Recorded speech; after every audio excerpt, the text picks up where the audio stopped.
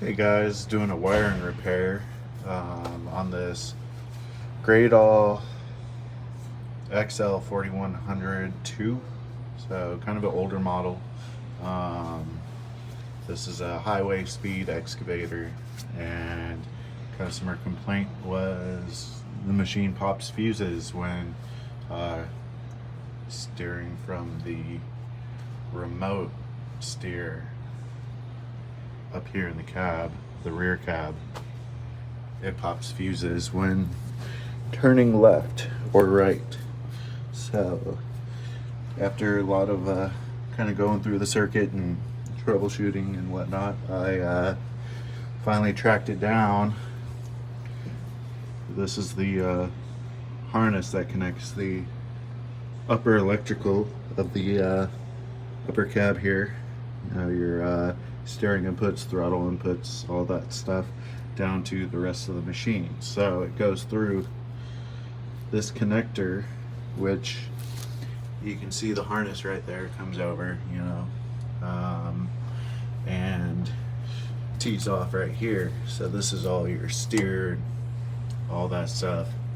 Runs through that plug, through the center pin, through some a rotary contact out, and then to your various solenoids and all that jazz.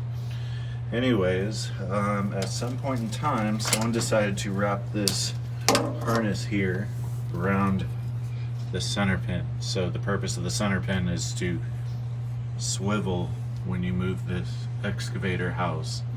So you can turn this house,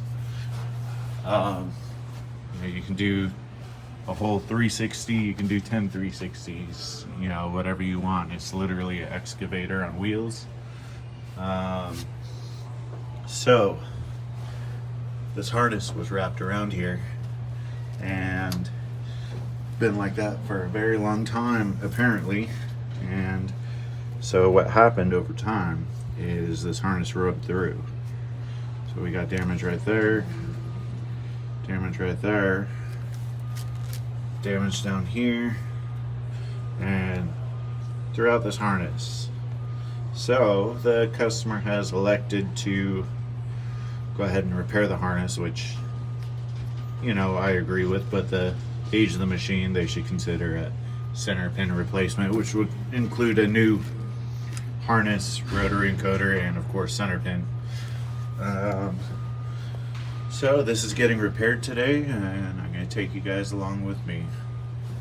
What I'm going to be using is, unfortunately I don't have the exact colors here that I'm taking out of the machine, but I brought up here with me red, black, yellow, green, and blue.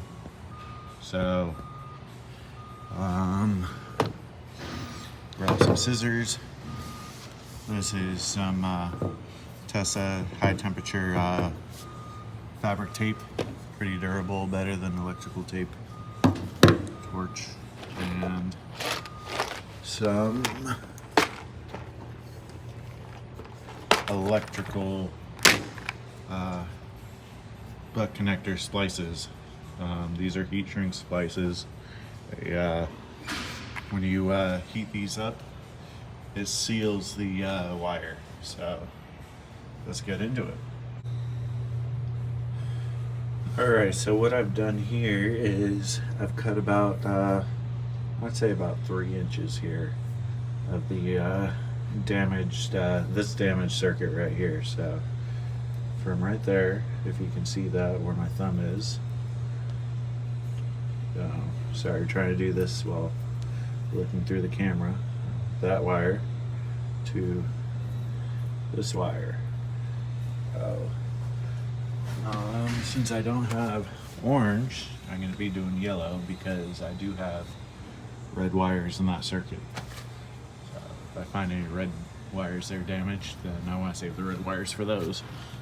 Also forgot to mention, obviously, wire strippers. So I'll go ahead and match that up, and splice that back in there, and that circuit will be good to go. I'll wrap that. I'll be wrapping these with the tape, and that way it doesn't rub through the other part of the harness that's not damaged and cause, you know, additional damage. That's what we're trying to avoid here. So be right back. Alright guys, so this is the piece that I trimmed to replace this piece right here. And there you go. You can see, in 1 second, you can see that is fully sealed, which is why you want to use the heat shrink connectors if you're going to do this method. There are different gauges. This is 14 through 16. This is 18 through 22. So make sure you use the appropriate gauge for your application, and let's go ahead and get this in there. Alright, there's the wire installed. That's a solid repair right there. And as you can see, this is why you match the length.